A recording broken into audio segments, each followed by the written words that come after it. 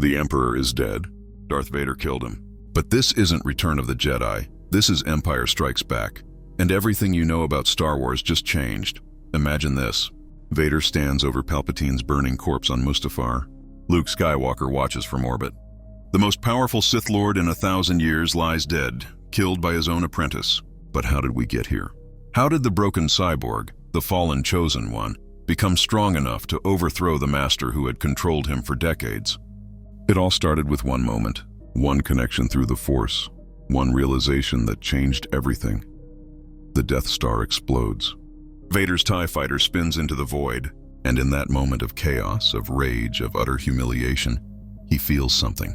A presence, strong in the Force, achingly familiar, connected to him in a way he hasn't felt since Padme died. This isn't just any rebel pilot. This is his son. That single revelation becomes Vader's obsession. His purpose. His catalyst for transformation. Because if Luke lives, then Palpatine lied. If Palpatine lied about this, what else has been a lie? What else has the Emperor manipulated?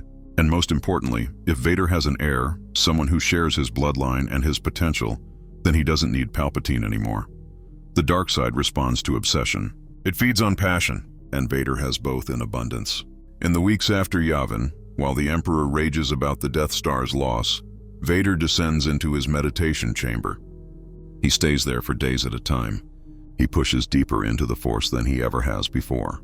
He touches powers he thought died with Anakin Skywalker on the lava banks of Mustafar. Something extraordinary happens. Vader begins to transcend his limitations. The injuries that capped his potential start to matter less. His connection to the Force intensifies beyond anything Palpatine ever anticipated. He discovers ancient Sith techniques in the Imperial archives, texts his master never shared with him.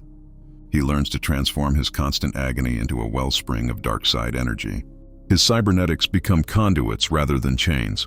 By the time Imperial intelligence identifies the pilot as Luke Skywalker, Vader already knows. He's been reaching across the galaxy through the Force for months. He's found his son, and he's made a decision that will shake the foundations of the Empire. He will have Luke at his side. Together, they will overthrow the Emperor, and nothing, not even Palpatine himself, will stop him. The Emperor doesn't notice at first. He's too busy rebuilding his military, hunting the rebellion, consolidating power. Palpatine has always underestimated Vader, seeing him as a broken tool forever limited by Mustafar's flames. This becomes his fatal mistake. Because while the Emperor schemes and plans, Vader transforms into something unprecedented, something more powerful than Palpatine ever imagined his apprentice could become. The first sign comes during a strategy meeting. Vader countermands the Emperor's orders directly. He states flatly that he will pursue Skywalker his own way. The room falls silent. No one contradicts the Emperor. No one except Vader. Palpatine's yellow eyes narrow, sensing something has changed. Something dangerous. That night, he tries to probe Vader's mind through the Force. Something he's done countless times before with ease. This time, he hits a wall of dark side energy so dense it's like staring into a storm. The Emperor withdraws, troubled. His apprentice has become something more than he should be, but it's too late to stop what's been set in motion. Vader deploys probe droids across the galaxy, thousands of them. He interrogates prisoners, tearing information from their minds. He follows every lead with single-minded determination. He's not just hunting rebels anymore. He's hunting his son, and when he finds Luke, when they finally face each other, the confrontation will determine the fate of the entire galaxy. The probe droids find the rebel base on Hoth. Vader doesn't ask for permission. He doesn't wait for the Emperor's approval. He assembles Death Squadron and goes, this is his hunt now, his purpose, his destiny. Admiral Ozzel makes his fatal mistake, alerting the rebels by coming out of hyperspace too close. Vader kills him without hesitation, without even a second thought. Nothing will stand between him and Luke Skywalker.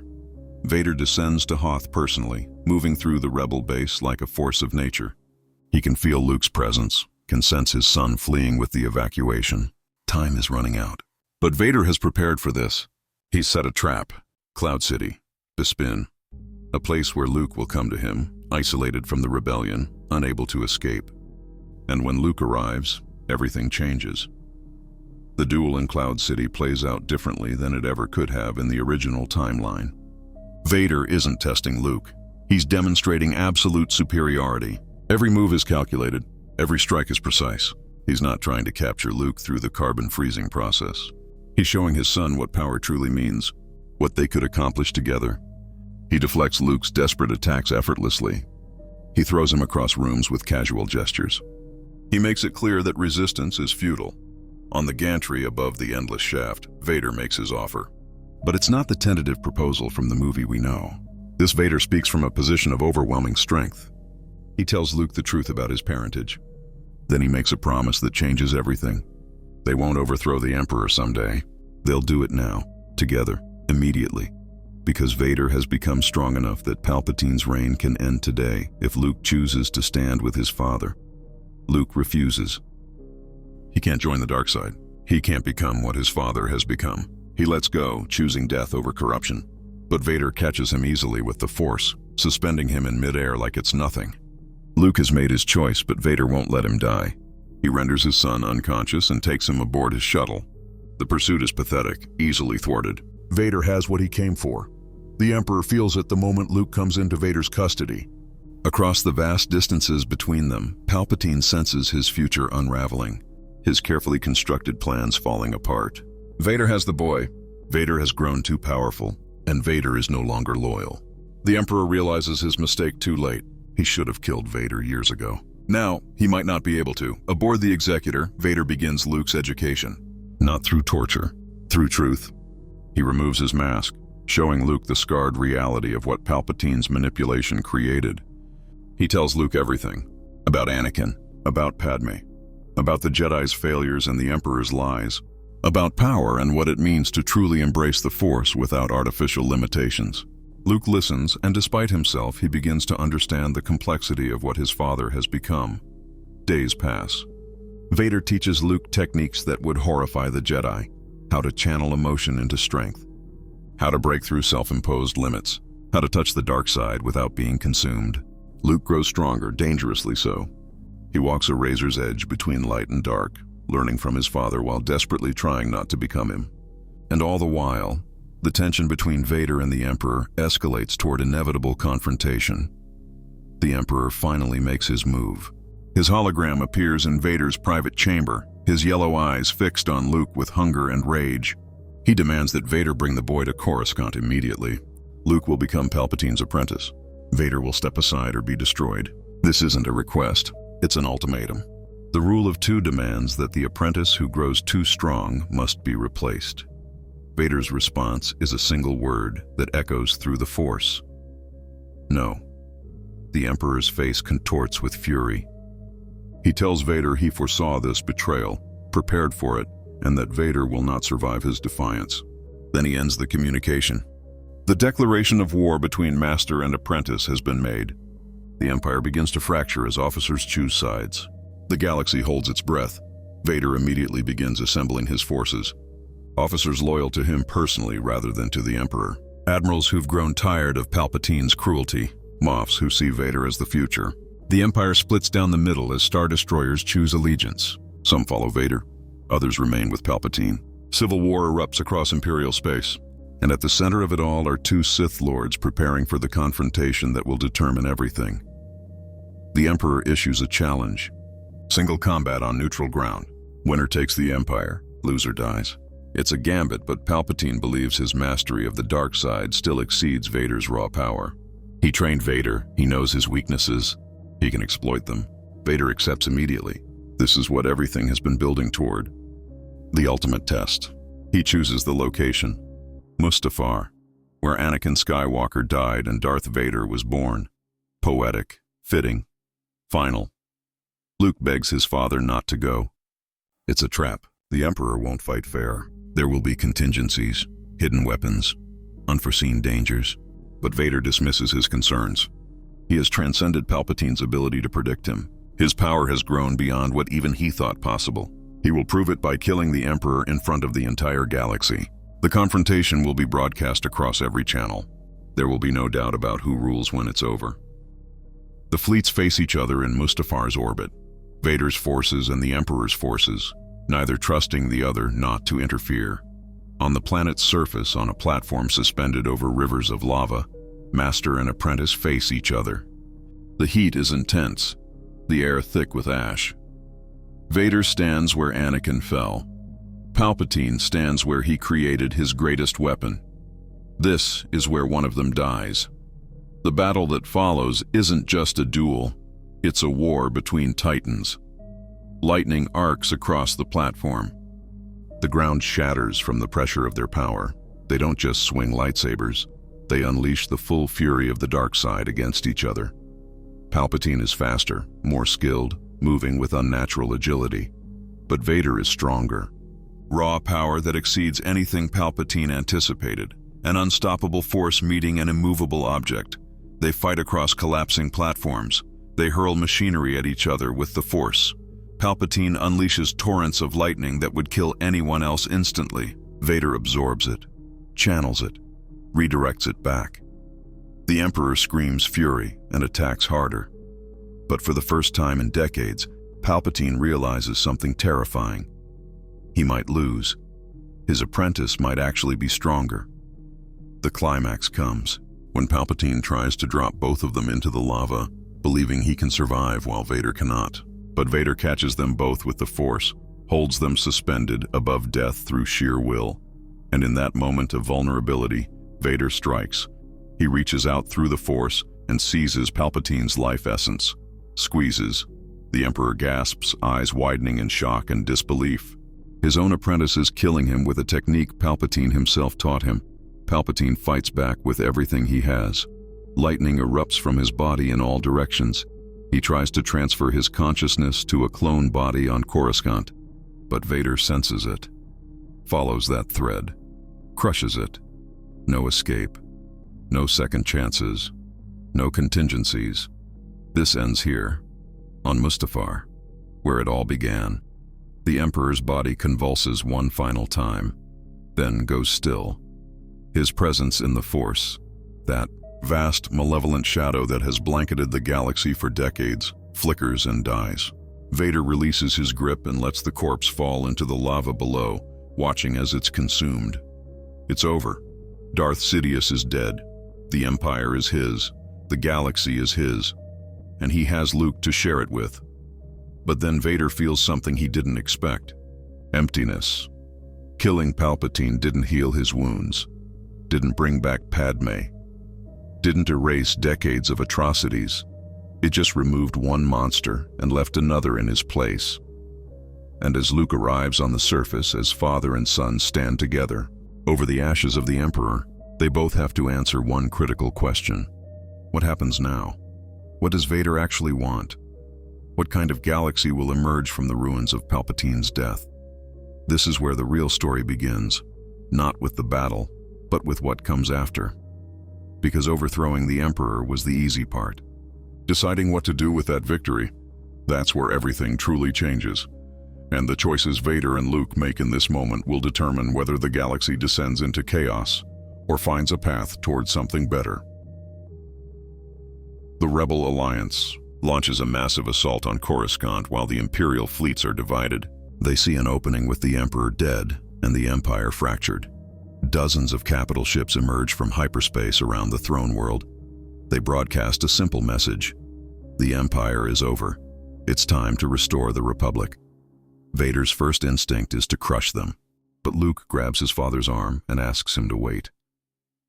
This moment defines everything that follows. Luke proposes something radical. What if Vader doesn't fight the rebellion? What if he surrenders?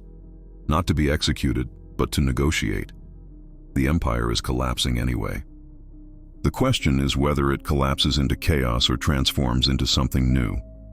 Luke argues that Vader has the power to force a peaceful transition, to use his control over the military to broker a new government, to end decades of war not with more bloodshed, but with compromise. Vader's initial response is predictable. Surrender is unthinkable.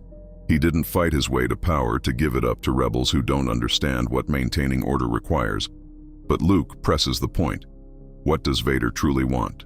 To spend the rest of his life crushing rebellions? To become exactly what Palpatine was? Or does he want something more? What kind of galaxy does Vader want to create? And Vader realizes he doesn't have an answer. He's never actually thought about what comes after power. Luke extends his prosthetic hand to his father, the hand that matches Vader's own mechanical limbs. He tells Vader they're both broken, both scarred by their choices and by manipulation. But they don't have to stay broken. They can heal together, and they can help the galaxy heal with them. It's not about redemption. It's about choosing a different path forward, about being more than the sum of their worst moments. Vader takes his son's hand. Not Palpatine's teachings, not the dark side's promises. His son's hand, and something fundamental shifts. The dark side's grip weakens just a fraction. It's not redemption, not yet, but it's the first step. Together, they contact Mon Mothma. Together, they begin negotiating an end to the war. Together, they start the long, painful process of transforming the galaxy from an empire ruled by fear into something that might actually deserve to be called just. The negotiations result in the Coruscant Accords. The empire will dissolve. A transitional government will be established with representation from both former rebels and former Imperials. War crime tribunals will address atrocities. The military will demobilize gradually, and Vader will submit to justice with one condition. Luke won't be prosecuted for actions taken while in Vader's custody. It's an imperfect solution, but it's better than continued war. The transition is messy and painful. Vader's trial becomes the most significant legal proceeding in galactic history. The charges are staggering: genocide, war crimes, the murder of younglings, destruction of entire worlds. The evidence is overwhelming. Vader doesn't deny any of it. He simply states the facts of what he did, explaining circumstances but making no excuses. Luke attends every day, bearing witness to the full extent of his father's crimes. The verdict is never in doubt. Vader is guilty of everything. The question is sentencing. After weeks of debate, the tribunal reaches a compromise. Vader won't be executed, but he'll never be free. He'll spend the rest of his life working to rebuild what he destroyed, traveling to worlds he harmed, laboring alongside those he victimized, using his strength to help rather than harm. It's a living death in many ways, but it's also a chance to make amends, however inadequately. Years pass. Vader works on reconstruction projects across the galaxy. He moves rubble. He lifts beams. He excavates buried structures. Without his armor, wearing a force suppression collar, he's reduced to basic labor. The locals watch him with hatred that gradually, slowly, transforms into something like grudging respect. He's not asking for forgiveness. He's not making excuses. He's just trying to rebuild in whatever small way he can. On one world, a building collapses with workers trapped inside. Vader reaches out with the Force despite the suppression collar, despite the agonizing feedback it sends through his nervous system. He holds the structure up while others pull the trapped workers to safety. The effort nearly kills him, but he holds until everyone is clear. And as medical droids stabilize him, he looks at Luke and Leia and says something he hasn't said in decades. He's sorry. For everything. It's the first time Anakin Skywalker's voice truly emerges since his fall. The galaxy slowly heals. The New Republic forms, trying to learn from both the failures of the Old Republic and the tyranny of the Empire. Luke rebuilds the Jedi Order with a different philosophy, teaching balance rather than suppression, using his own experience with the dark side to help students understand temptation without succumbing. Leia becomes central to the government, holding together the fragile coalition through diplomatic skill and determination. Vader continues his work year after year. His sentence was for a decade, but when it ends, he requests permission to continue. There's so much left to rebuild, so many places he harmed. The New Republic agrees, and Vader labors into what would have been his retirement years, slowly, painfully, trying to make amends for the unamendable. One day, a child approaches him at a reconstruction site. She's too young to understand who he is or what he did. She asks why he's sad. He tells her he did bad things and is trying to make them right. The girl says her mother told her everyone deserves a second chance. Then she hugs his leg and runs off. Vader stands there processing. This is what redemption might actually look like. Not grand gestures, but small moments of human connection. Not forgiveness for his sins, but hoped that maybe, someday, he could be more than his worst actions. Years later, Vader's body finally gives out. The combination of original injuries, decades of life support, and hard labor catches up with him. Luke and Leia rush to his side as he collapses on yet another reconstruction site. They know this is the end. As he lies dying, Vader tells them something he realized over years of labor. He'll never be redeemed. Some actions are too terrible to be forgiven. But that wasn't the point. The point was to keep trying anyway, to keep working to make things better. Not because it would earn redemption, but because it was right. He tells them his only real accomplishment was that somehow, despite everything, he created something good. He created them, Luke and Leia. Anakin Skywalker dies surrounded by his children, not triumphantly, not as a Force ghost, just an old man who did terrible things and spent his final years trying inadequately to make amends. Luke and Leia stand over his body, holding each other, crying for reasons they can't fully articulate. Crying for him, for themselves, for everyone he hurt, for the family they might have had. The galaxy remembers Vader differently depending on who you ask. To some, he remains one of history's greatest monsters. To others, a symbol of the possibility of change. To most, simply a complicated figure from a complicated time. Neither wholly villain nor wholly redeemed, just human, with all the messiness that implies. The New Republic continues to grow. Luke's Jedi Order produces a new generation who understand both the dangers of darkness and the importance of connection. Leia's political work establishes structures more resilient and just than before. The galaxy isn't perfect, but it's healing. And somewhere in the Force, perhaps the remnants of what was Anakin Skywalker find peace. Not the peace of absolution, but the peace of knowing his children broke the cycle. They chose compassion over vengeance, understanding over hatred, hope over despair. In the end, that legacy matters more than all the power he accumulated or destruction he caused. This is what happens when Vader becomes stronger than Sidious by Empire Strikes Back. Not a simple story of good triumphing over evil, but a complicated tale of how power, redemption, family, and justice interact in messy, imperfect ways. It's a reminder that the most interesting questions aren't about who would win in a fight, but about what happens after the fighting stops. When people have to figure out how to live together in the ruins of what came before and build something better for what comes next. This is the story of how one moment of connection through the Force changed everything.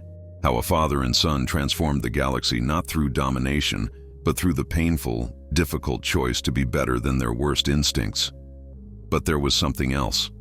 In that moment, spinning through the void, Vader felt something he hadn't experienced in years. A tremor in the Force, a connection, a presence that felt achingly familiar. It was fleeting, gone before he could grasp it, but it left an impression on his consciousness like a brand. This wasn't just any pilot. This was someone strong in the Force. This was someone connected to him.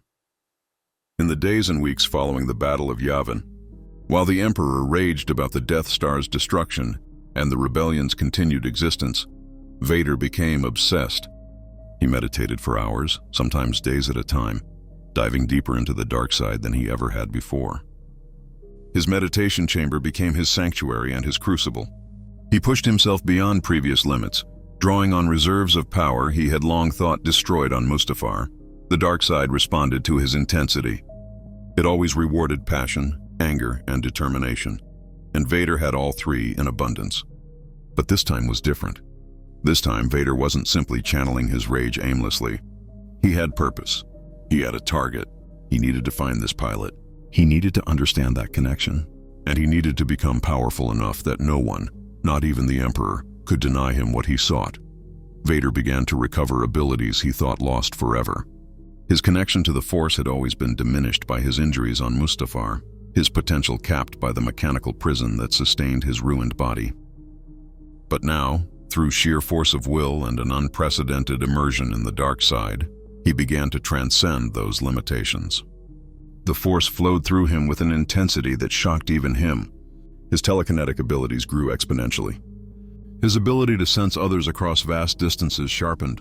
His precognition in combat became nearly infallible. He discovered ancient Sith techniques in the Imperial archives, texts and holocrons that Palpatine had collected but never shared with his apprentice. Vader studied them in secret, absorbing knowledge that had been denied to him. He learned to draw power directly from pain, not just emotionally but physically, transforming his constant agony into a wellspring of dark side energy. His cybernetics, once a limitation, became conduits for this power. The Emperor, consumed with rebuilding his military and hunting the rebellion, didn't notice at first. Palpatine had always underestimated Vader in certain ways, seeing him as a broken tool, powerful but forever limited by his injuries and his lingering attachments to his past. The Emperor believed Vader's potential had died on Mustafar along with Anakin Skywalker. This was his first mistake.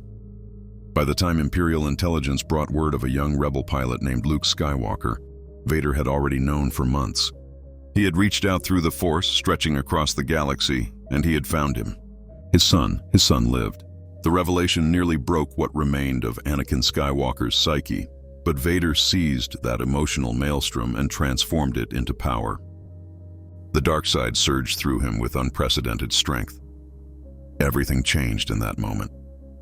Vader's entire existence suddenly had a purpose beyond serving the Emperor. He had an heir. He had someone who could stand beside him, someone who shared his bloodline and his potential. And if the Emperor had lied about Padme's child dying, what else had he lied about? What else had he manipulated? The seeds of doubt once planted grew rapidly in the fertile soil of Vader's growing power and awareness. Vader's demeanor began to shift in subtle ways. Officers who had served under him for years noticed the change. He was no longer simply terrifying. He was commanding in a way that transcended fear. When he entered a room, the Force itself seemed to bend around him. His presence was suffocating, overwhelming, impossible to ignore. Even other Force sensitives in the Empire, the Inquisitors and Darkside adepts, felt the difference. Vader had become something more. The Emperor finally took notice when Vader directly countermanded one of his orders. It happened during a strategy session regarding the rebellion. Palpatine had ordered the fleet to pursue the rebel base, but Vader stated flatly that he would be taking a different approach. He would find Skywalker. The room fell silent. No one contradicted the Emperor. No one except Vader, apparently. Palpatine's yellow eyes narrowed, but he said nothing in that moment. He dismissed the others and spoke to Vader alone. The conversation was brief and tense. Palpatine questioned Vader's judgment, his obsession with this one pilot. Vader responded that Skywalker was strong in the Force, that he could be turned, that he could be useful to the Empire. The Emperor agreed, but he sensed something else beneath Vader's words. Something dangerous. That night, Palpatine reached out through the Force to probe his apprentice's mind, something he had done countless times before with ease. This time he was met with a wall.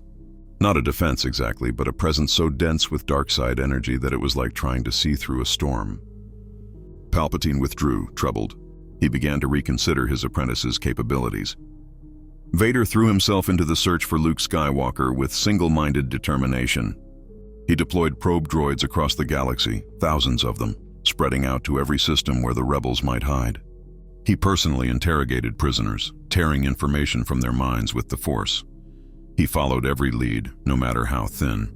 His obsession was absolute, but it was also strategic. He knew he was running out of time before the Emperor would act against him, because Vader understood something crucial. He had studied the Sith, their history, their philosophy, their inevitable betrayals. He knew that once Palpatine realized how powerful he had become, his master would either try to destroy him or try to replace him. The rule of two demanded it. An apprentice who grows too strong becomes a threat. And Vader was no longer content to remain beneath anyone. But Vader also knew he couldn't simply challenge Palpatine directly, not yet. The Emperor had resources, contingencies, and perhaps even powers that Vader hadn't witnessed. He needed an advantage. He needed Luke. Together, they could overthrow the Emperor. Together, they could rule the galaxy as father and son. It was the only way. The probe droid reports eventually came back with a hit. Hoth. The rebels were on Hoth, hiding in the frozen wastes of that desolate world. Vader assembled the Death Squadron, the most powerful fleet in the Imperial Navy, and set course immediately. He didn't wait for the Emperor's approval. He didn't ask permission. He simply went. This was his hunt now. Admiral Ozzel made his fatal mistake, coming out of light speed too close to the system and alerting the rebels to their presence. Vader killed him without hesitation, without even a moment's consideration. He promoted Piet on the spot and ordered the ground assault to begin immediately. But Vader's priorities were different than they would have been in another timeline. He didn't care about destroying the rebel base. He didn't care about capturing generators or taking prisoners. He cared about one thing only: finding Luke Skywalker. Vader descended to Hoth's surface personally, leading the assault with an intensity that terrified even his own troops. He moved through the rebel base like a force of nature, cutting down anyone who stood between him and his objective. He could feel Luke's presence, could sense him in the Force, but the boy was fleeing. The rebels were evacuating. Vader reached out with the Force, stretching across the frozen landscape, and he touched Luke's mind. Just for a moment, just long enough to let his son know he was being hunted, just long enough to plant the seed of inevitability. They would meet. It was only a matter of time. Luke escaped Hoth, but Vader wasn't concerned. He had already set his trap. Through the Force, through subtle manipulations and careful planning, Vader had ensured that Luke would come to him. Cloud City, Bespin. A place far enough from the rebellion that Luke would be isolated, a place controlled by someone who could be persuaded to cooperate. Lando Calrissian proved remarkably easy to intimidate. The Emperor began to suspect that something was deeply wrong. Vader's reports had become perfunctory, bare minimum updates that conveyed almost nothing of value. Vader spent more and more time away from Coruscant, away from the Emperor's presence. When they did communicate, Vader's tone had shifted. There was less deference, less submission. The Emperor decided to test his apprentice. Palpatine contacted Vader directly and ordered him to return to Coruscant immediately. He claimed to have intelligence regarding the rebellion that required Vader's immediate attention. It was a lie, and they both knew it. This was a test of obedience. Vader's response was unexpected. He refused. He stated that he was close to capturing Skywalker and that nothing would divert him from this task. Then he severed the communication. The Emperor sat alone in his throne room, contemplating. His apprentice had just openly defied him. This was unprecedented. Even during Vader's worst moments, even when consumed by rage or grief, he had never simply refused a direct order. Something had changed fundamentally. Palpatine reached out through the Force, extending his consciousness across the galaxy to find Vader, and what he discovered alarmed him. Vader's presence in the Force had grown immensely. The dark side radiated from him like a star, powerful and overwhelming. Palpatine had always been the more powerful of the two, but now, perhaps for the first time, he wasn't certain. The apprentice might have become the master. This changed everything. Palpatine began to make contingencies. He reached out to his other agents, his hands, his inquisitors, his secret apprentices. If Vader had to be eliminated, it would take careful planning.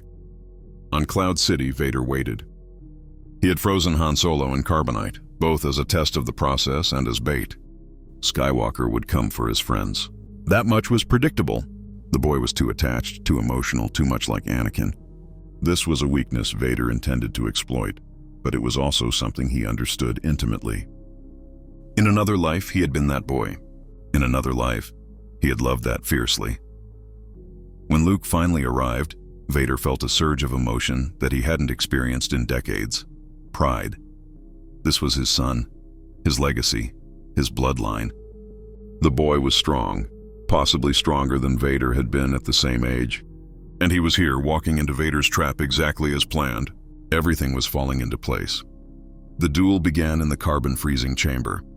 Vader had intended to freeze Luke immediately, to capture him and break his will slowly, carefully. But something stopped him. Perhaps it was curiosity about his son's abilities. Perhaps it was a test of his own power. Perhaps it was simply the desire to show this boy what he could become. Whatever the reason, Vader engaged Luke in combat, rather than simply overwhelming him. Luke fought with passion and determination, but he was outmatched. Vader wasn't simply more skilled. He was operating on a completely different level now. He deflected Luke's attacks effortlessly, countered with precision, and demonstrated power that went far beyond anything Luke had witnessed. Vader threw him around the room with the Force, not to injure him seriously, but to demonstrate the futility of resistance. As they fought through the corridors and platforms of Cloud City, Vader spoke. He told Luke about the Force, about power, about destiny. He explained that Luke's friends would die, that the rebellion would fail, that everything Luke fought for was meaningless. But there was another path. There was a choice Luke could make that would save his friends and give meaning to his abilities. Luke refused to listen. He attacked with increasing desperation, drawing on the Force instinctively but without control or refinement. Vader recognized the raw potential. With training, with guidance, Luke could become extraordinarily powerful. Perhaps even powerful enough to stand beside Vader as an equal. Perhaps powerful enough to help Vader overthrow the Emperor. Vader drove Luke out onto the gantry, that narrow platform extending over the endless shaft. This was where everything would change. Vader disarmed Luke, literally, severing his hand with a precise strike. Luke collapsed, helpless and in agony. This was the moment. This was when Vader would make his offer and change the course of galactic history. But Vader approached this moment differently than he might have before his transformation. He wasn't simply offering Luke a place at his side out of desperation or emotion. He was offering it from a position of strength. He told Luke the truth. He was his father. Anakin Skywalker hadn't died. He had become Darth Vader, and together they could be unstoppable. Then Vader made the offer that changed everything. He didn't say they could overthrow the Emperor someday eventually, in some distant future. He said they would do it now. Together they would go to Coruscant. They would confront Palpatine, and they would destroy him. Luke would take his place as the new Emperor, or Vader would, or they would rule together. The details could be worked out. What mattered was that the Emperor's reign would end. Luke was stunned, not just by the revelation of his parentage, though that was devastating enough, but by the sheer audacity of what Vader was proposing. Overthrowing the Emperor? Now, it seemed impossible. It seemed insane. But as Luke looked into his father's mask, as he felt the overwhelming power radiating from Vader, he realized something terrifying. Vader believed it was possible. Vader wasn't speaking hypothetically. He was speaking with absolute conviction. Luke refused. He couldn't join his father, couldn't become a Sith, couldn't embrace the dark side. He would rather die. He let go, falling into the shaft, choosing possible death over certain corruption. Vader reached out with the Force, easily catching his son and suspending him in midair. Luke had made his choice, but Vader wasn't going to let him die. Not yet. Not when there was still hope for turning him. Vader pulled Luke back to the gantry and rendered him unconscious with a Force technique. Then he carried his son to his shuttle. The pursuit by Leia and Lando was pathetic, easily thwarted. Vader departed Cloud City with Luke in his custody. This was not how he had wanted things to go, but it was acceptable. He would have time now to work on his son, to show him the truth, to break down his resistance. The Emperor felt the moment Luke came into Vader's possession. Through the Force, across the vast distances of space, Palpatine sensed his carefully constructed future unraveling. Vader Skywalker. Vader had grown powerful beyond expectations. And Vader was no longer loyal. The Emperor realized he had made a critical error. He should have killed Vader years ago and taken Luke as his apprentice from the beginning. Now it might be too late. Palpatine accelerated his own plans. He began moving assets into position. He recalled his most trusted agents to Coruscant. He activated contingencies that he had prepared decades ago. If Vader was truly lost, if he had truly become a threat to the Empire and to Palpatine's rule, then he would have to be eliminated. But eliminating Vader would not be simple. It would require overwhelming force, careful planning, and perhaps sacrifices that Palpatine was willing to make. Aboard Vader's Star Destroyer, Luke awakened in a meditation chamber not unlike the one Vader used. He was restrained but not tortured. His hand had been treated and a basic prosthetic had been attached. Vader stood before him maskless for the first time. Luke saw the scarred, pale face of his father, the ruined features that decades of dark side corruption and physical trauma had created. It was horrifying and heartbreaking in equal measure. Vader spoke to Luke for hours. He told him about Anakin Skywalker, about Padme, about the Clone Wars, about the Jedi and their failures. He told him about Palpatine's manipulation, about how the Emperor had orchestrated everything, about how he had been twisted into becoming Darth Vader. But he also told Luke about power, about the strength that came from embracing one's emotions rather than suppressing them, about the freedom that the dark side offered. Luke listened, and despite himself, he began to understand. Not agree, but understand. His father wasn't simply evil. He was broken, twisted by trauma and manipulation into something monstrous. But beneath all of that, there was still something human. Luke could feel it through the Force. There was still conflict within Darth Vader, still a spark of the man he had been. But Luke also understood something else. His father was serious about overthrowing the Emperor. This wasn't a distant goal or an empty promise. Vader was preparing for war against his own master, and he wanted Luke to be part of it. The question that haunted Luke was whether he could refuse. Vader hadn't hurt him since capturing him. He had been almost gentle by Vader's standards. But Luke didn't know how long that would last if he continued to refuse. Days passed. Vader continued Luke's education, teaching him about the Force from a perspective Luke had never encountered. Vader didn't ask Luke to embrace the dark side, not directly. Instead, he showed Luke how to access more of his power, how to break through the limitations that the Jedi had placed on themselves. He taught Luke to draw on his emotions, to use his pain and fear as fuel rather than trying to suppress them. Luke found himself growing stronger despite his resistance. The techniques Vader taught him worked, undeniably so. He could feel his connection to the Force deepening, could feel abilities awakening that he had never known he possessed.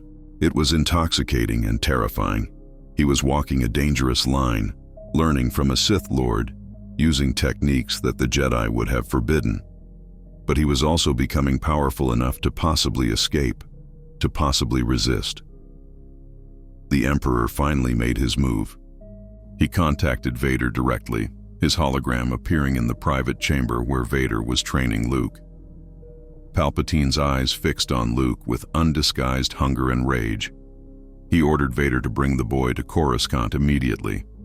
Luke would become Palpatine's apprentice. Vader would step aside or be destroyed. This was not a request. This was a command. Vader's response was a single word: no. The Emperor's face contorted with fury. He told Vader that he had foreseen this betrayal, that he had prepared for it, and that Vader would not survive his defiance. Then he terminated the communication. War had been declared between master and apprentice, and the galaxy would burn in the conflict. Vader immediately began preparations. He reached out to officers and admirals who were loyal to him personally rather than to the Emperor. He activated assets he had placed throughout the military over the years. He contacted Moff Jerjerrod and other Imperial leaders who had grown tired of the Emperor's capricious cruelty. He offered them a new order, one ruled by strength rather than by fear and manipulation. Many accepted, some refused and were eliminated. The Empire began to fracture. Luke watched all of this with growing horror. His father was starting a civil war. Imperial forces would be fighting each other while the rebellion continued to struggle for survival. Billions would die, worlds would burn, and it was all because of Luke, because Vader wanted Luke at his side, because the Emperor wanted Luke as a replacement apprentice. Luke was the catalyst for galactic catastrophe. Vader explained to Luke that this had always been inevitable. The Sith always betrayed each other. The apprentice always eventually challenged the master. It was the way of the dark side, the rule of two in action. Vader had simply grown strong enough sooner than Palpatine had anticipated, and with Luke's help, Vader could ensure that Palpatine's reign ended decisively. Luke faced an impossible choice. He could continue to refuse, but that wouldn't stop the war. It would just mean the war would be fought without him. He could try to escape and return to the rebellion, but he had seen how powerful his father had become. Escaping would be nearly impossible, and even if he succeeded, what would he tell Leia and the others? That he had spent weeks training with Darth Vader? That he had learned Sith techniques? That he was the reason the Empire was tearing itself apart? Or Luke could accept what his father offered?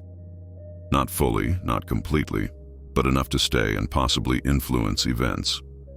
If Luke remained with Vader, he might be able to prevent some of the worst atrocities. He might be able to steer his father towards something less monstrous than total domination. And perhaps, just perhaps, he could find a way to redeem Anakin Skywalker, to bring his father back from the darkness. Luke made his choice. He told Vader he would stay, he would train, he would stand with him against the Emperor. But he had conditions. There would be no unnecessary killing. Worlds that surrendered would be spared. The rebellion would not be slaughtered, and Luke would not fully embrace the dark side. would not become a Sith. Vader considered these terms and accepted them, at least for now. He needed Luke's cooperation more than he needed his complete submission. The Emperor was not idle during this time. He assembled his own forces on Coruscant, recalling fleets from across the galaxy. He activated the Imperial Guard, elite warriors, trained in the Force and fanatically loyal to Palpatine alone.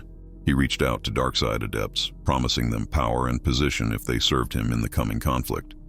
And he began construction on weapons that could destroy entire fleets, contingencies he had prepared for exactly this scenario. The first battle of the Imperial Civil War took place at Fondor. Vader's fleet, led by Admiral Piet, engaged Imperial forces still loyal to the Emperor. It was a brutal affair, Star Destroyers exchanging fire at point-blank range, thousands dying with each volley. Vader was present, using the Force to enhance his fleet's coordination and to strike at enemy commanders from across the void of space. His power had grown to the point where he could kill with a thought across vast distances. Luke felt every death through the Force. He stood beside his father on the bridge of the Executor, watching the battle unfold, feeling the ripples of thousands of lives ending. It was overwhelming, suffocating, horrifying. This was the price of power, the cost of his father's ambition. Luke wondered if he had made the right choice, if staying with Vader was truly better than remaining with the rebellion. But then Luke sensed something else. Through the Force, he felt his father's presence, and beneath the rage and darkness, there was pain.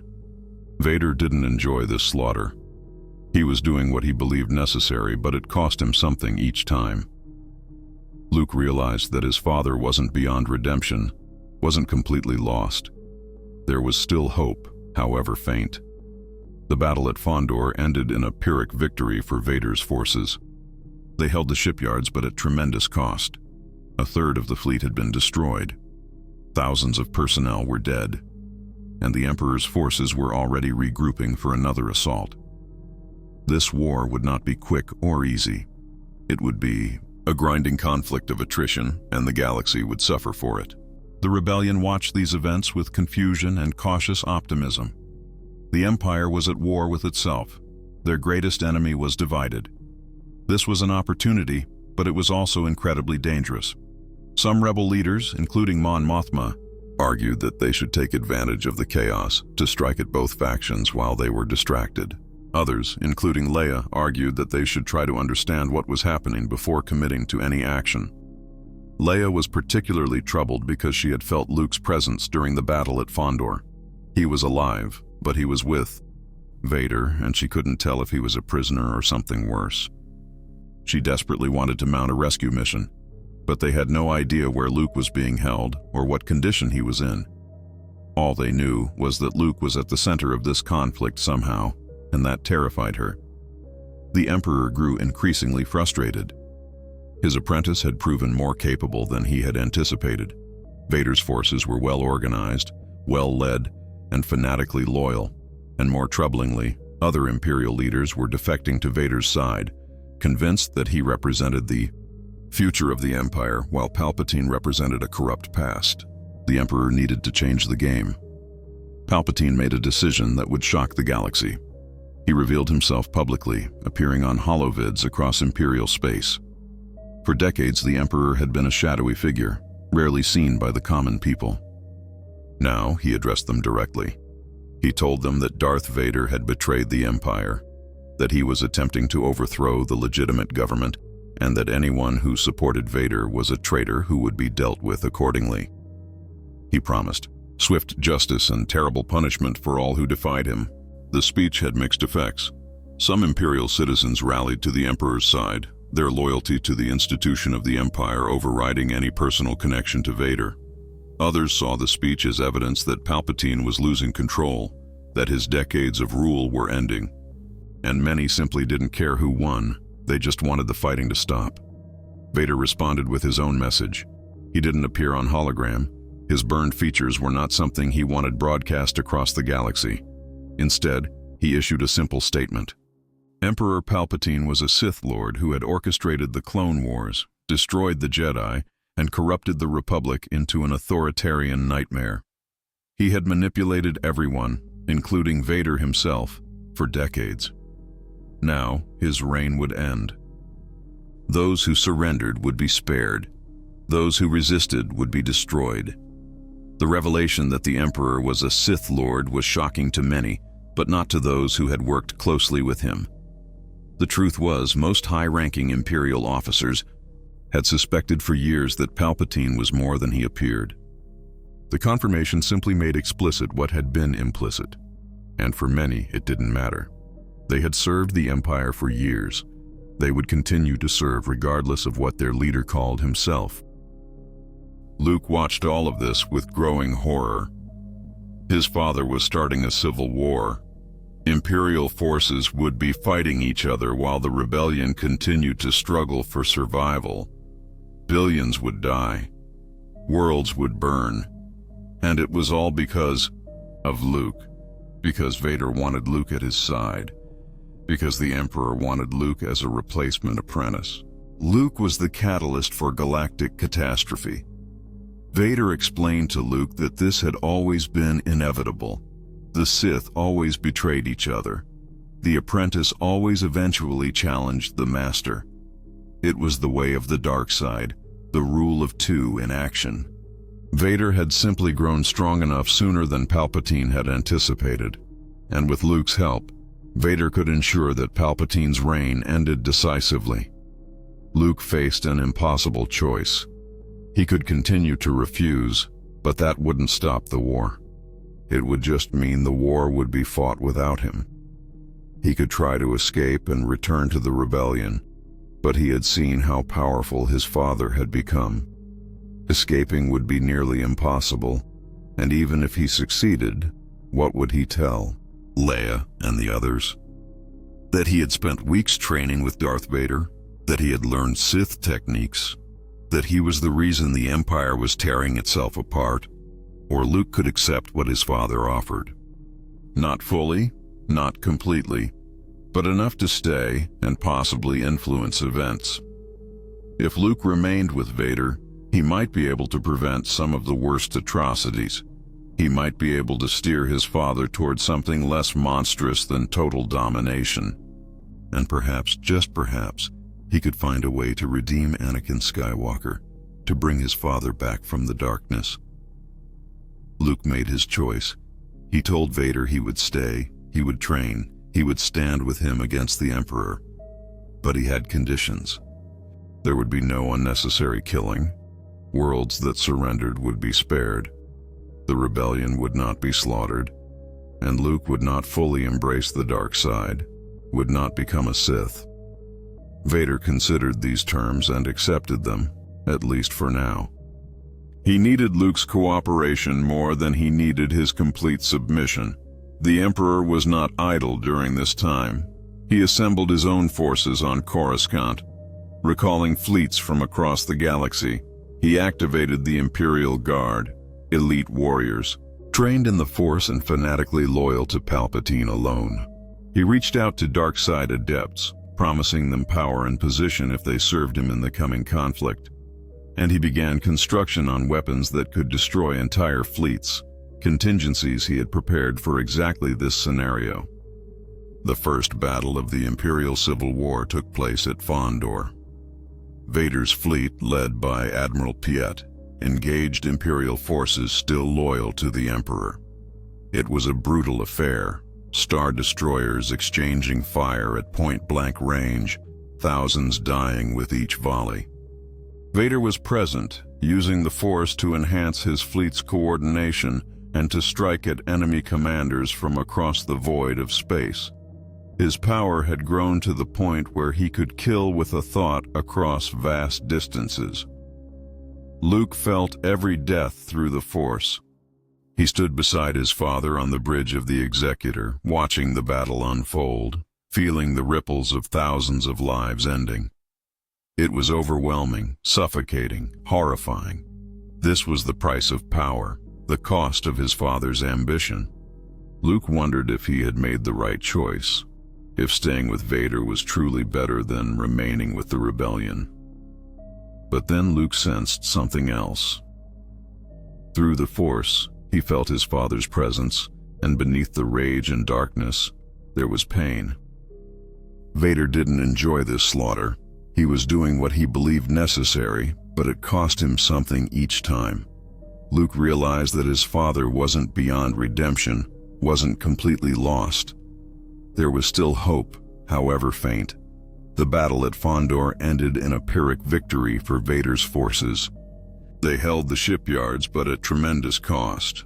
A third of the fleet had been destroyed. Thousands of personnel were dead, and the Emperor's forces were already regrouping for another assault. This war would not be quick or easy. It would be a grinding conflict of attrition, and the galaxy would suffer for it. The rebellion watched these events with confusion and cautious optimism. The Empire was at war with itself. Their greatest enemy was divided. This was an opportunity, but it was also incredibly dangerous. Some rebel leaders, including Mon Mothma, argued that they should take advantage of the chaos to strike at both factions while they were distracted. Others, including Leia, argued that they should try to understand what was happening before committing to any action. Leia was particularly troubled because she had felt Luke's presence during the battle at Fondor. He was alive, but he was with Vader, and she couldn't tell if he was a prisoner or something worse. She desperately wanted to mount a rescue mission, but they had no idea where Luke was being held or what condition he was in. All they knew was that Luke was at the center of this conflict somehow, and that terrified her. The Emperor grew increasingly frustrated. His apprentice had proven more capable than he had anticipated.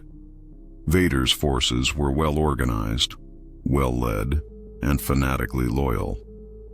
And more troublingly, other Imperial leaders were defecting to Vader's side, convinced that he represented the future of the Empire while Palpatine represented a corrupt past. The Emperor needed to change the game. Palpatine made a decision that would shock the galaxy. He revealed himself publicly, appearing on holovids across Imperial space. For decades, the Emperor had been a shadowy figure, rarely seen by the common people. Now he addressed them directly. He told them that Darth Vader had betrayed the Empire, that he was attempting to overthrow the legitimate government, and that anyone who supported Vader was a traitor who would be dealt with accordingly. He promised swift justice and terrible punishment for all who defied him. The speech had mixed effects. Some Imperial citizens rallied to the Emperor's side, their loyalty to the institution of the Empire overriding any personal connection to Vader. Others saw the speech as evidence that Palpatine was losing control, that his decades of rule were ending. And many simply didn't care who won, they just wanted the fighting to stop. Vader responded with his own message. He didn't appear on hologram. His burned features were not something he wanted broadcast across the galaxy. Instead, he issued a simple statement. Emperor Palpatine was a Sith Lord who had orchestrated the Clone Wars, destroyed the Jedi, and corrupted the Republic into an authoritarian nightmare. He had manipulated everyone, including Vader himself, for decades. Now, his reign would end. Those who surrendered would be spared. Those who resisted would be destroyed. The revelation that the Emperor was a Sith Lord was shocking to many, but not to those who had worked closely with him. The truth was, most high-ranking Imperial officers had suspected for years that Palpatine was more than he appeared. The confirmation simply made explicit what had been implicit, and for many, it didn't matter. They had served the Empire for years. They would continue to serve regardless of what their leader called himself. Luke continued his training under Vader's tutelage, growing stronger with each passing day.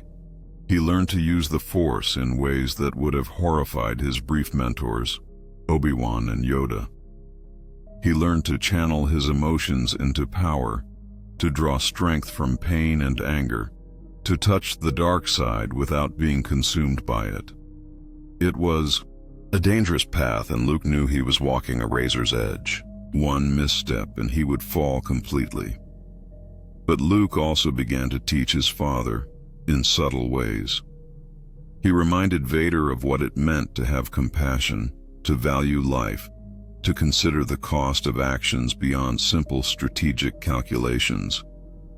When Vader ordered brutal reprisals against worlds that had resisted, Luke argued for mercy. Sometimes Vader listened, sometimes he didn't. But the fact that he listened at all was significant. The dark side thrived on absolute certainty, but Luke was introducing doubt into his father's worldview.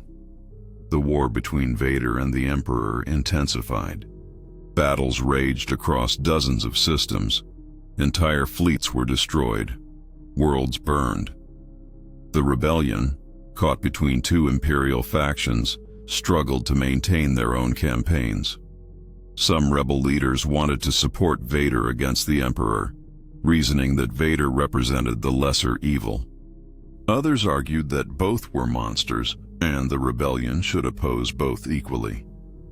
The alliance was fracturing under the strain of trying to navigate this new reality. Admiral Akbar proposed a daring plan. Rather than choosing sides or fighting both factions, the rebellion would focus on liberating worlds that both imperial factions were too distracted to defend. They would expand their territory and their resource base while their enemies destroyed each other. It was pragmatic, perhaps even cynical, but it gave the rebellion a path forward. Mon Mothma approved the plan.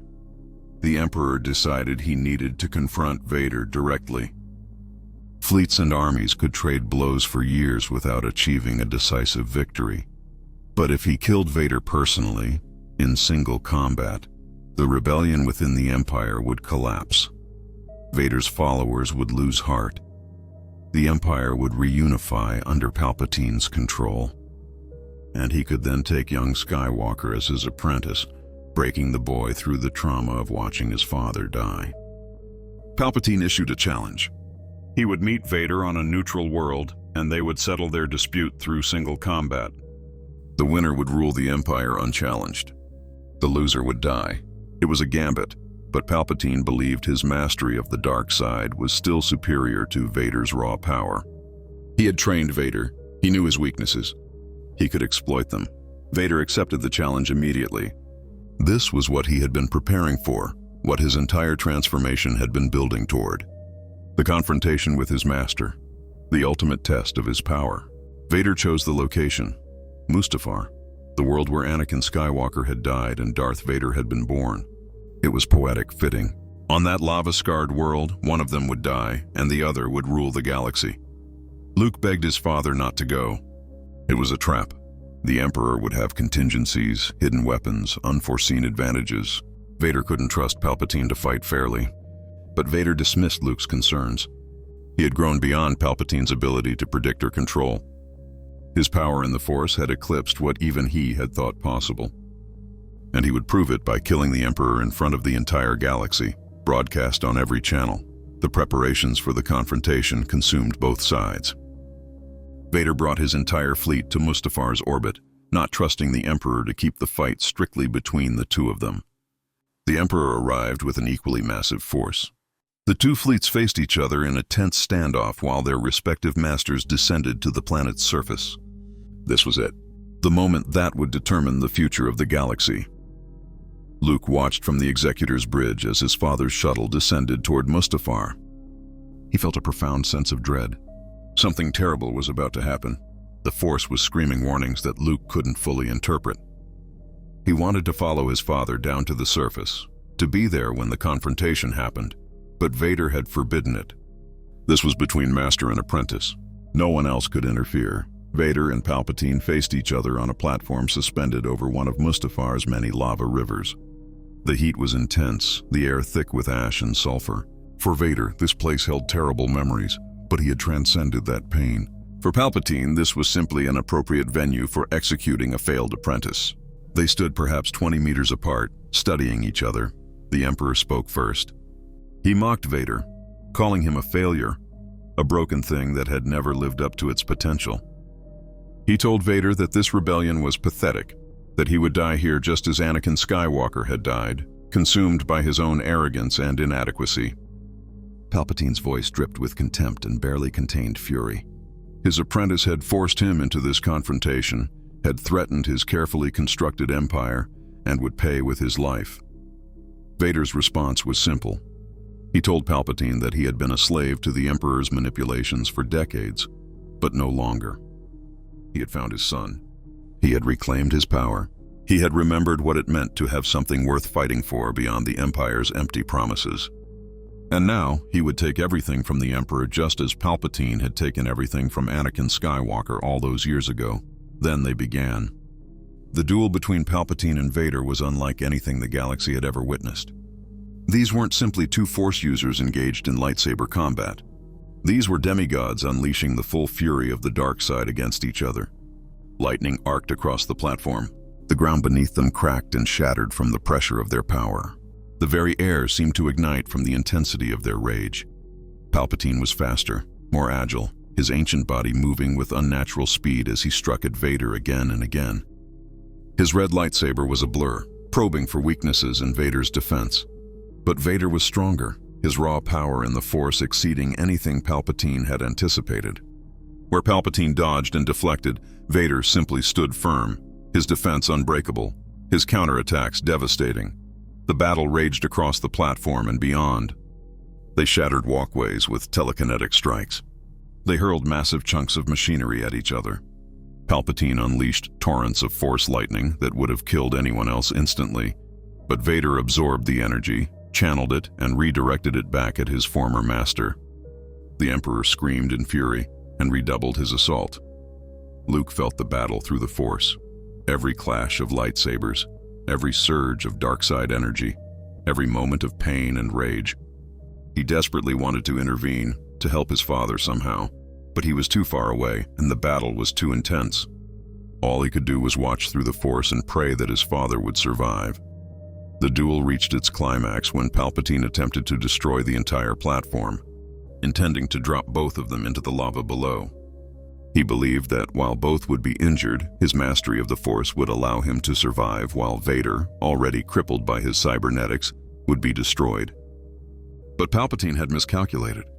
Vader caught both of them with the Force, suspending them above the collapsing platform, holding both himself and the Emperor aloft through sheer will. It was in that moment, as they hung suspended above certain death, that Vader struck. He reached out with the Force and seized Palpatine's heart. Not literally, but through the Force, he grasped the Emperor's life essence itself.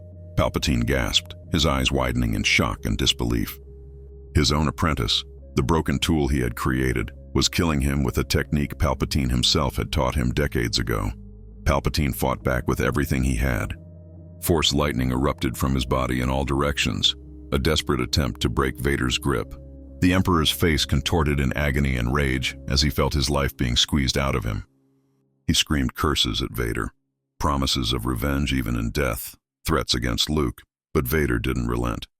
He squeezed harder, drawing on reserves of dark side power that surprised even himself. The Emperor made one final attempt to survive. He began the process of essence transfer, trying to project his consciousness into a clone body he had prepared on Coruscant. But Vader sensed what he was doing. Through the Force, Vader followed that thread of consciousness and crushed it. He wouldn't allow Palpatine to escape, to return, to threaten Luke ever again. This ended here, on Mustafar, where everything had begun. Palpatine's body convulsed one last time, then went still. The Emperor's presence in the Force, that vast malevolent shadow that had blanketed the galaxy for decades, flickered and died. Vader released his grip and let the Emperor's corpse fall into the lava below, watching as it was consumed by the molten rock. It was over. Darth Sidious, Emperor Palpatine, the most powerful Sith Lord in generations, was dead. Vader stood alone on the crumbling remains of the platform, exhausted but victorious. He had done what few Sith apprentices in history had ever accomplished. He had overthrown his master through direct confrontation and superior power. The Empire was his now. The galaxy was his, and he had his son to share it with. Everything he had worked for, everything he had sacrificed, had led to this moment. But then Vader felt something unexpected. As the adrenaline faded and the dark side energy that had sustained him through the battle ebbed, he felt empty. He had expected triumph, vindication, perhaps even joy. Instead, he felt nothing. Killing Palpatine hadn't healed the wounds in his soul. It hadn't brought Padme back. It hadn't erased the decades of atrocities he had committed. It had simply removed one monster and left another in his place. Luke felt the moment his father killed the Emperor. Through the Force, across the void between Mustafar's surface and the fleet in orbit, Luke experienced his father's victory and the hollowness that followed. Luke immediately took a shuttle down to the surface, ignoring the protests of Admiral Piet and the other officers. His father needed him now more than ever. When Luke arrived at the platform, he found Vader standing motionless, staring into the lava flows. Luke approached carefully, unsure of what to say. He had witnessed his father commit murder, had felt the dark side surge to unprecedented levels during the battle. Part of Luke was horrified, but another part understood that this had been inevitable from the moment Vader decided to rebel against the Emperor. Luke spoke quietly, asking his father if this was truly what he wanted. To rule through fear and power, to become everything the Emperor had been. Vader turned to face his son, and even through the mask, Luke could sense his father's uncertainty. Vader had been so focused on overthrowing Palpatine that he hadn't truly considered what would come after. He had assumed that ruling the galaxy would be enough, that having Luke at his side would fill the void. But he was beginning to realize it wouldn't. Father and son stood together on Mustafar as news of the Emperor's death spread across the galaxy. The fleets in orbit waited for orders. The Empire held its breath, uncertain of what would come next. The rebellion prepared for either a new war or an unexpected opportunity. And two Skywalkers contemplated the future of the galaxy. Vader told Luke that the Empire needed a strong hand to prevent it from descending into chaos. Thousands of Moffs, admirals, and governors would try to seize power if they sensed weakness. The Empire would fracture into dozens of warring states, and the resulting civil wars would kill billions. Someone had to take control, had to provide order and stability. That someone had to be Vader. Luke countered that the Empire itself was the problem. It was built on oppression and fear. It crushed freedom and diversity in the name of order. Even with the Emperor gone, even with Vader in charge, the fundamental injustice of the system would remain. Luke argued that this was an opportunity to change things, to create something better than either the Empire or the Old Republic. But he needed his father's help to do it. Vader was torn. Everything he had been for decades pulled him toward seizing absolute power, toward ruling the galaxy as the Emperor had. But Luke's words resonated with something deep inside him, something that might have been the last remnants of Anakin Skywalker. The idea that he could do more than simply replace one tyrant with another, that he could actually make the galaxy better. It was seductive in a way that simple power wasn't, before either could say more. They received an urgent communication from Admiral Piet. The Rebel Alliance had launched a massive assault on Coruscant. With the Emperor dead and the Imperial fleets divided between Vader's supporters and those still loyal to Palpatine's legacy, the rebels had seen an opportunity to strike at the heart of the Empire. Dozens of rebel capital ships were emerging from hyperspace around the Imperial throne world, and they were broadcasting a simple message. The Empire was over. It was time to restore the Republic. Vader's first instinct was to return to orbit immediately and destroy the rebel fleet. But Luke grabbed his father's arm and asked him to wait. This was the moment that would define everything that came after. If Vader crushed the rebellion now, he would become the new Emperor in truth, and nothing would change. But if he listened, if he considered another path, perhaps there was hope for something better. Luke proposed something radical. Rather than fighting the rebellion, rather than trying to rule through force, what if Vader surrendered? Not to be executed, but to negotiate. The Empire was collapsing anyway with the Emperor dead. The question was whether it would collapse into chaos and civil war, or whether it could be transformed into something new through negotiation and compromise. Luke argued that his father had the power to force a peaceful transition, to use his control over much of the Imperial military to broker a new government. Vader's initial response was predictable. Surrender was unthinkable. He hadn't fought his way to power just to give it up to the rebels. He had overthrown the Emperor. The Empire was his by right.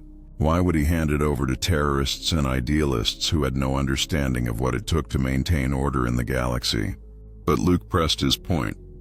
What did Vader truly want? Did he want to spend the rest of his life crushing rebellions and maintaining control through fear? Did he want to become exactly what Palpatine had been? Or did he want something more? Vader had told Luke repeatedly that they would rule together. But what did that actually mean? What kind of galaxy did Vader want to create? The question struck at the heart of Vader's uncertainty. He realized that he didn't actually know what he wanted beyond abstract concepts of power and order. He had spent decades serving Palpatine's vision, and before that, he had believed in the Jedi's ideals. But what were his ideals? What did Vader, or perhaps Anakin, truly believe in? He didn't have an answer. Luke sensed his father's confusion and vulnerability. This was the moment. If there was any chance of truly redeeming his father, of bringing him back from the darkness, it was now. Luke removed his glove and extended his prosthetic hand to Vader, the hand that matched his father's own mechanical limbs.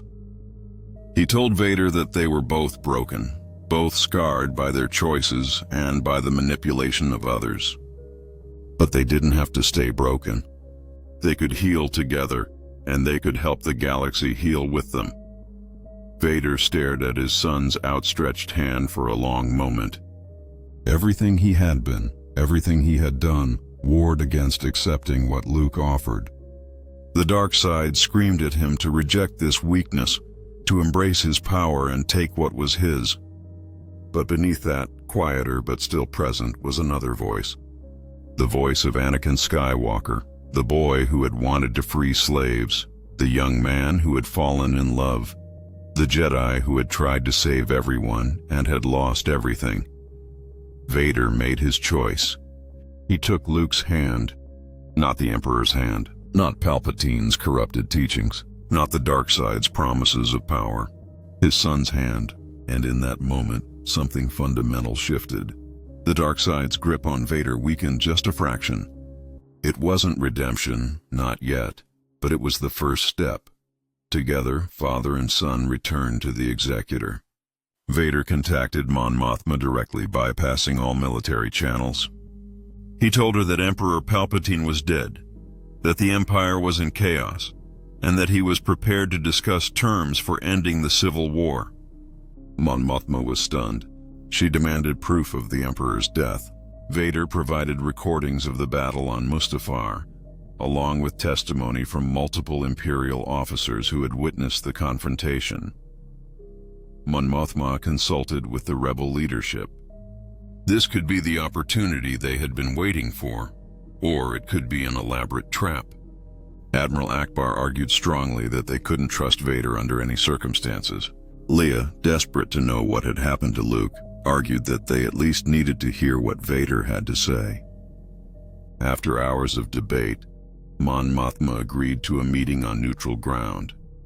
The negotiations took place on a forgotten space station in the Outer Rim, a location chosen because neither side had any significant military presence nearby. Mon Mothma, Leia, Admiral Ackbar, and several other rebel leaders arrived on one transport. Vader arrived on another, accompanied by Luke, Admiral Piet, and a contingent of Imperial officers who had followed Vader in his rebellion against Palpatine. When Leia saw Luke, she nearly broke protocol entirely. Her brother was alive, standing beside Darth Vader, looking exhausted and haunted but unharmed. She wanted to demand an explanation immediately to know why Luke was apparently cooperating with the monster who had tortured Han and destroyed so many lives. But Mon Mothma gestured for her to remain silent. They would hear what Vader had to say first. Vader's proposal was straightforward. The Empire would dissolve, the Imperial military would stand down, A transitional government would be established with representatives from both the former rebellion and the former empire to prevent the power vacuum from causing galactic chaos. War crime tribunals would be established to address atrocities committed by Imperial personnel, and Vader himself would submit to justice with one condition. Luke would not be prosecuted for any actions he had taken while in Vader's custody. The rebel leaders were shocked. This was far more than they had expected. It sounded almost reasonable, except for one glaring issue. Why would they trust anything Vader said? This could still be an elaborate trap, a way to lure the rebellion into dropping their guard before Vader struck. Admiral Akbar voiced exactly these concerns, pointing out that Vader had been the Emperor's enforcer for decades. Why would he suddenly become trustworthy now? Luke spoke up then, explaining what had happened. He told them about his capture, about his father's training, about the war between Vader and the Emperor, and about the confrontation on Mustafar. He explained that his father had changed, not completely, but enough to recognize that the Empire's path led only to endless conflict. Luke vouched for Vader's sincerity, though he acknowledged that trust would have to be earned, not simply granted. Leia didn't want to believe it. She wanted to see Vader as the unredeemable monster who had caused so much pain, but she could sense through the Force, her nascent abilities having grown during the war, that Luke was telling the truth as he understood it. More importantly, she could sense conflict in Vader himself. He wasn't the absolute darkness she had expected. There was something more complicated there, something almost human. The negotiations continued for days. Every detail had to be hammered out. What would happen to the Imperial fleet? How would former Imperial worlds be integrated into a new government? What about the thousands of political prisoners the Empire had taken? What about the devastated worlds that the Empire had brutalized? How could justice be served while also preventing the galaxy from descending into vengeful chaos?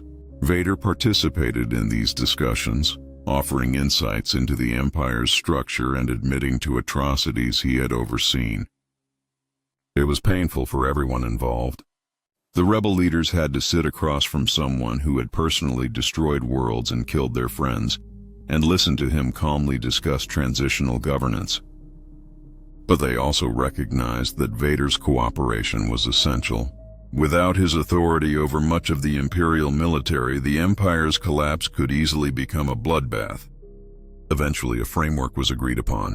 The Coruscant Accords, as they came to be known, established several key principles. First, the Empire would officially dissolve within one standard year. Second, a provisional government would be established with equal representation from former rebels and former Imperials. Third, war crime tribunals would be established on multiple worlds to address atrocities. Fourth, Imperial military forces would be demobilized gradually to prevent economic collapse or military coups. And fifth, Vader would remain in custody until his trial, but would not be executed until that trial concluded. Luke insisted on one additional provision. He would remain with his father, not as a prisoner, but as a guarantee. If Vader betrayed the Accords, Luke would personally help bring him to justice. It was a risky promise, but it satisfied both sides. The rebels trusted Luke, even if they didn't trust Vader, and Vader wouldn't betray his son after everything they had been through together. The news of the Coruscant Accords shocked the galaxy. Some celebrated, believing that the war was finally over. Others were furious, particularly former Imperials who saw the Accords as a betrayal, and former rebels who believed Vader was getting off too easily. There were attempts at mutiny in some Imperial sectors. There were terrorist attacks by hardline rebels who refused to accept peace. But overall, most people were simply exhausted by decades of war and willing to give peace a chance. The transition was messy and painful. Entire star systems had to be rebuilt. Millions of displaced people needed to be relocated. The economy, which had been structured around Imperial military production, had to be retooled. And most difficult of all, former enemies had to learn to work together in the provisional government. Vader kept his word, remaining in custody and cooperating with investigators. His trial became the most significant legal proceeding in galactic history. The charges against him were staggering. Genocide, war crimes, murder of Jedi younglings, torture, destruction of entire worlds. The evidence was overwhelming. Vader didn't deny any of it. He simply stated the facts of what he had done, explaining the circumstances but not making excuses. Luke attended every day of the trial, sitting in the courtroom and bearing witness to the full extent of his father's crimes. It was agonizing. Each testimony, each piece of evidence, drove home the reality of what Darth Vader had been. Luke found himself questioning whether he had been right to believe in his father's capacity for change. The magnitude of suffering Vader had caused was almost incomprehensible, but Luke also testified on his father's behalf. He explained Palpatine's manipulation, the grooming that had begun when Anakin was just a child. He described the Emperor's use of torture and psychological conditioning to break Vader's will. He talked about the conflict he had sensed in his father, the humanity that still existed beneath the darkness. Luke argued for mercy, not because Vader deserved it, but because vengeance would not heal the galaxy's wounds. The verdict was never really in doubt. Vader was guilty of everything he was charged with. The question was sentencing. Some argued for execution. Others argued for life imprisonment. A few suggested exile to some remote world where Vader could live out his days unable to harm anyone. The debate raged in the provisional government for weeks.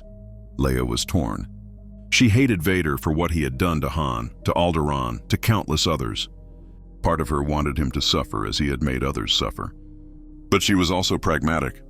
Executing Vader would make him a martyr to hardline Imperials and could reignite the Civil War. And on some level, she didn't fully understand. She felt connected to this monster. He was her father too, even if she could barely accept that reality. The tribunal eventually reached a compromise decision. Vader would not be executed, but he would never be free. He would spend the rest of his life in monitored isolation, under guard, with no access to technology beyond the minimal life support his body required. He would be allowed to communicate with Luke, but no one else. It was a living death, in many ways worse than execution. Vader accepted the sentence without protest. But then something unexpected happened. Worlds that Vader had brutalized began petitioning for a different sentence. They argued that life imprisonment was too easy, that Vader should be forced to help rebuild what he had destroyed. If he truly wanted redemption, let him work for it. Let him use his strength to help rather than harm. Let him spend the rest of his life trying to make amends, knowing he never could. The provisional government considered this proposal carefully. It was risky. Vader was still incredibly dangerous, but it was also potentially powerful symbolically. If Vader could be redeemed, or at least made to serve justice rather than oppose it, it might help heal some of the galaxy's divisions. After extensive debate and numerous safety protocols, they agreed to a modified sentence.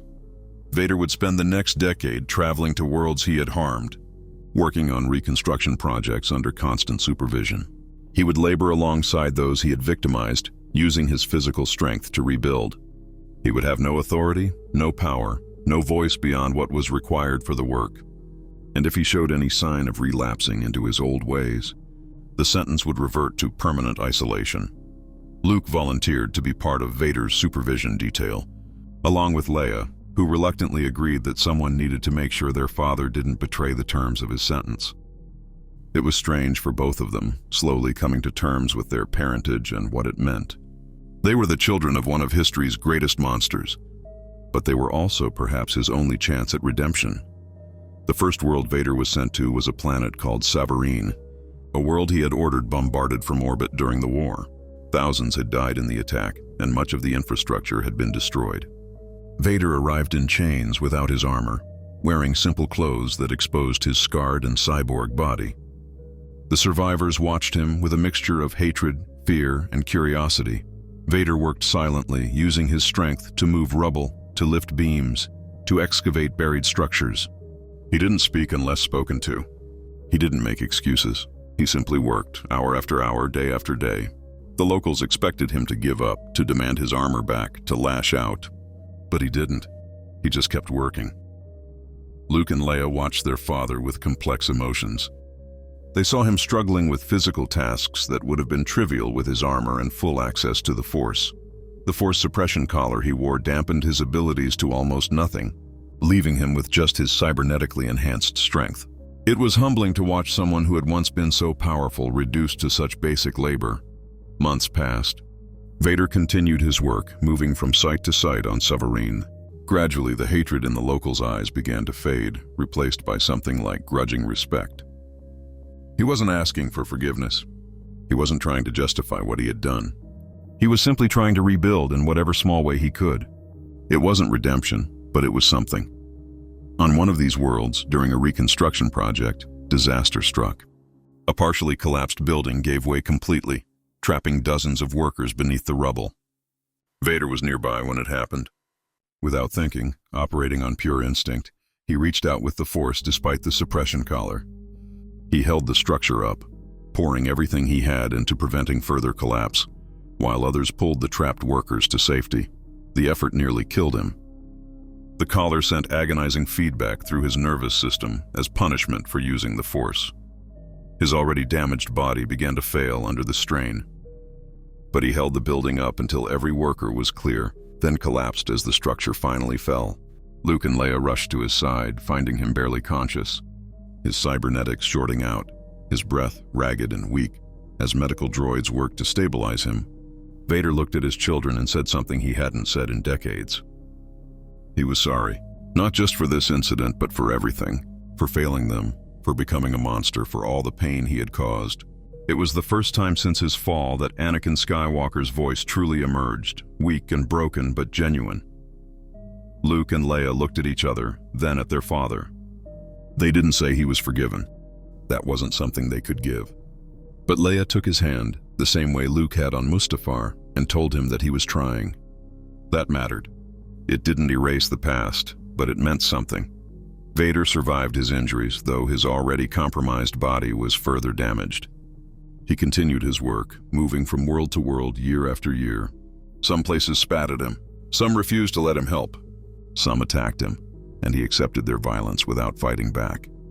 And some gradually came to see him as something other than just a monster. Not redeemed, perhaps never redeemed, but changed. Meanwhile, the galaxy slowly healed. The provisional government eventually gave way to a new republic, one that tried to learn from both the failures of the old republic and the tyranny of the Empire. It wasn't perfect. There were still conflicts, still injustice, still suffering, but it was better. It was progress. Luke and Leia both played crucial roles in the new republic, though in different ways. Luke worked to rebuild the Jedi Order, but with a different philosophy. He taught his students about both the light and the dark, about balance rather than suppression. He used his own experience, and Vader continued his work, year after year, world after world. His sentence had been for a decade, but when that time ended, he requested permission to continue. There was so much left to rebuild, so many places he had harmed. The new republic agreed, and Vader continued his labors into what would have been his retirement years. One day, on a small world in the Outer Rim, Vader was working on a school reconstruction when a child approached him. The girl couldn't have been more than 6, too young to really understand who Vader was or what he had done. She asked him why he was sad. Vader, surprised by the question, told her he had done bad things and was trying to make them right. The girl considered this, then said that her mother told her everyone deserves a second chance. Then she hugged his leg and ran off.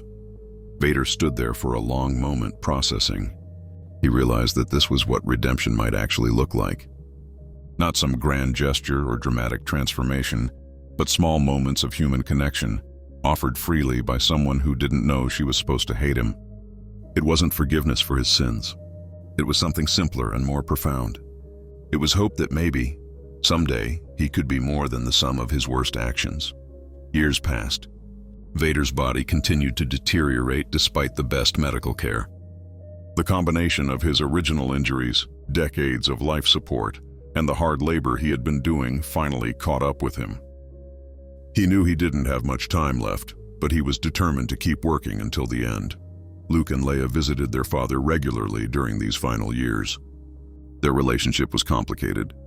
Perhaps it would always be complicated, but they had found a kind of peace with each other. They had learned that family wasn't about deserving each other. It was about choosing to be there despite everything. And they had chosen each other, in whatever imperfect way they could manage. On what would be Vader's final day, He was working on yet another reconstruction project when he simply collapsed. Luke felt it through the Force immediately and rushed to his father's side. Leia arrived shortly after. They both knew this was the end. Vader's artificial systems were failing, and there was nothing more that could be done. As he lay dying, Vader looked at his children and told them something he had realized over his years of labor. He said that he would never be redeemed, that some actions were simply too terrible to be forgiven or erased. But he had learned that wasn't the point. The point was to keep trying anyway, to keep working to make things better, not because it would earn redemption, but because it was the right thing to do. He told them he was proud of them, of who they had become, and that his only real accomplishment was that somehow, despite everything, he had created something good. He had created them. Anakin Skywalker, who had become Darth Vader, who had tried to find his way back to being Anakin again, died surrounded by his children. It wasn't a triumphant death. He didn't become a Force ghost like the Jedi of old. There was no dramatic redemption scene or perfect resolution. He simply died, an old man who had done terrible things and spent his final years trying inadequately to make amends. Luke and Leia stood over their father's body, holding each other and crying for reasons they couldn't fully articulate. They were crying for him, for themselves, for everyone he had hurt, for the family they might have had if history had been different. They were crying for all the pain and all the small moments of connection they had managed to find despite it. They were crying because life was messy and complicated, and nothing was ever as simple as good versus evil. The galaxy remembered Vader differently depending on who you asked. To some, he remained one of history's greatest monsters, and no amount of manual labor could change that. To others, he became a symbol of the possibility of change, proof that even the most fallen could turn back toward the light.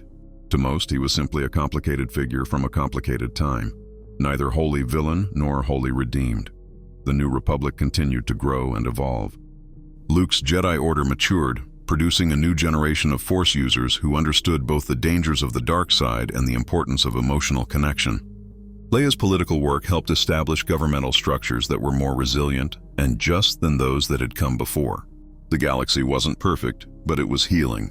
And somewhere in the Force, perhaps, the remnants of what had been Anakin Skywalker found something like peace. Not the peace of absolution or forgiveness, but the peace of knowing that his children had broken the cycle of violence that had defined his life. They had chosen compassion over vengeance, understanding over hatred, hope over despair. In the end, that legacy mattered more than all the power he had accumulated or all the destruction he had caused. This is what might have happened if Vader had become stronger than Sidious by the time of Empire Strikes Back.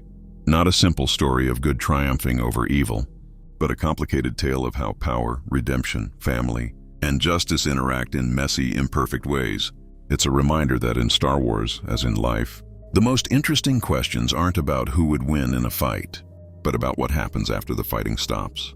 When people have to figure out how to live together in the ruins of what came before and build something better for what comes next.